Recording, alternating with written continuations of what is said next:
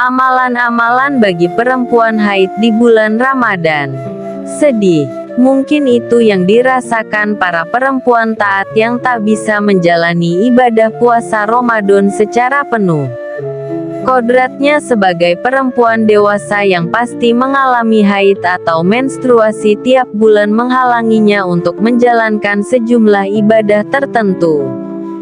Puasa, bahkan, secara otomatis batal ketika darah itu keluar meski si perempuan sudah menahan lapar seharian hingga menjelang maghrib tiba.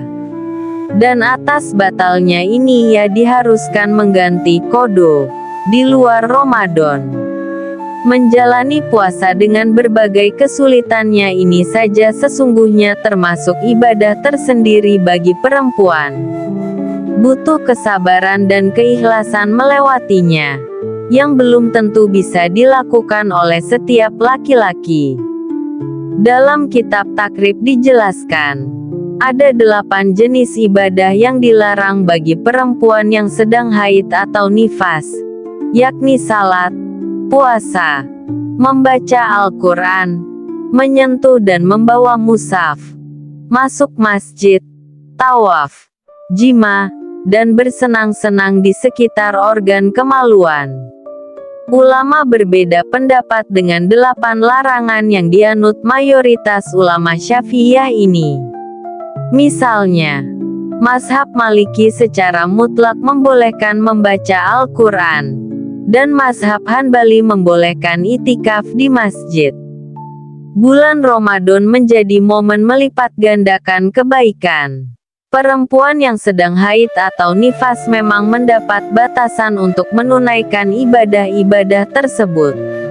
Namun, ia bisa melakukan ibadah-ibadah lain yang jumlahnya lebih banyak, dan anjurannya memang jelas dalam dalil-dalil yang bersifat umum.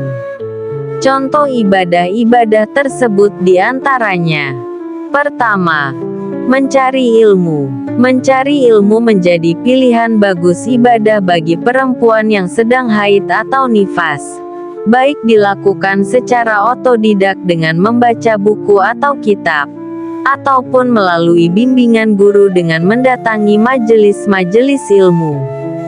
Mencari ilmu dalam Islam bersifat wajib. Manfaatnya yang sangat besar bagi diri sendiri dan orang lain membuat kegiatan tersebut masuk kategori ibadah, bahkan setara dengan jihad. Belajarlah ilmu. Sesungguhnya belajar ilmu karena Allah adalah suatu bentuk ketakwaan. Mencari ilmu adalah ibadah, menelaahnya adalah tasbih, dan mengkajinya adalah jihad. Hadis riwayat Ad-Dailami. Kedua, berzikir. Zikir adalah perbuatan yang dianjurkan untuk siapa saja dan kapan saja. Zikir adalah indikasi hidupnya hati. Rasulullah dalam hadits riwayat Imam Bukhari bersabda, perumpamaan antara orang yang zikir pada Tuhannya dan yang tidak, seperti antara orang yang hidup dan yang mati. Jenis zikir sangat banyak. Bisa berupa ucapan tasbih, tahmid, takbir, hauqalah, dan lain sebagainya. Aktif dalam majelis istighosah, tahlilan, atau forum zikir lainnya karena itu termasuk bernilai ibadah. Dalam konteks Ramadan, umat Islam dianugerahi kesempatan Lailatul Qadar yang disebut Al-Quran setara dengan 1000 bulan. Meski banyak ulama yang meyakini momen itu jatuh pada 10 terakhir Ramadan, sejatinya jadwal pastinya hanya Allah yang tahu. Perempuan haid nifas, sebagaimana umat Islam pada umumnya, sangat dianjurkan manfaatkan hari demi hari, detik demi detik, sepanjang bulan suci ini untuk beribadah, termasuk berzikir.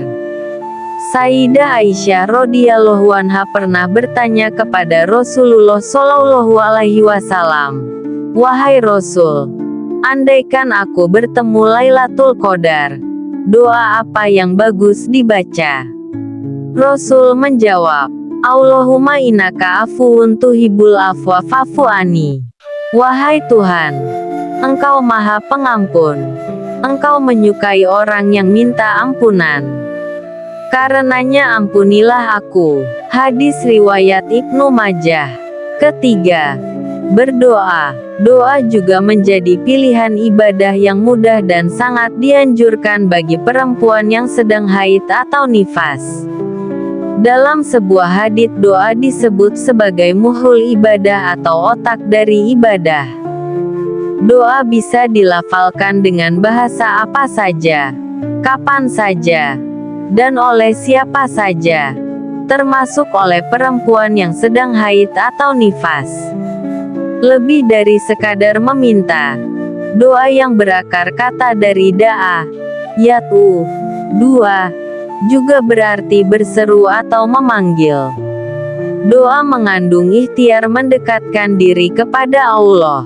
Berdoa bisa juga disebut bermunajat. Keempat, melakukan kegiatan sosial. Di samping ibadah-ibadah yang bersifat ritual, umat Islam juga diperintahkan untuk memperbanyak kegiatan positif yang bersifat sosial. Kegiatan sosial tersebut bisa berupa pergaulan secara baik, donor darah, menanam pohon, memberi makan kaum fakir, memudahkan urusan orang lain, mengajar, menyediakan buka puasa bagi anak-anak jalanan, dan lain sebagainya. Di bulan suci Ramadan ibadah bernuansa sosial itu tercermin. Misalnya, dalam perintah untuk menyuguhkan buka puasa walaupun hanya sebiji kurma. Artinya, aktivitas perempuan haid yang menghidangkan sajian berbuka untuk keluarga terhitung ibadah.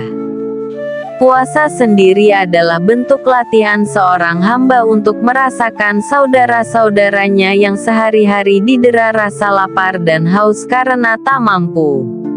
Dengan demikian, kegiatan sosial sesungguhnya merupakan ibadah yang memang menjadi jati diri makna puasa itu sendiri. Selain ketiga contoh di atas masih banyak bentuk-bentuk ibadah lain yang bisa dilakukan perempuan yang tengah menstruasi atau nifas. Aktivitas-aktivitas itu tak hanya yang berelasi khusus dengan Allah tapi juga bisa sekaligus dengan sesama manusia. Bagaimana dengan membaca Al-Quran? Seperti disebutkan di atas, ulama berbeda pendapat soal ini. Dalam mazhab Syafi'i ulama sepakat bahwa perempuan haid nifas tidak diperkenankan menyentuh atau membawa mushaf. Tapi sebagian lain membolehkan membaca Al-Quran tanpa menyentuhnya, dengan niat zikir, doa, atau mempelajarinya. Mengenai hal ini kitab Ianatut Tholibin menjelaskan, apabila ada tujuan berzikir saja atau berdoa, atau mencari berkah atau menjaga hafalan, atau tanpa tujuan apapun selama tidak berniat membaca Al-Quran, maka membaca Al-Quran bagi perempuan haid tidak diharamkan.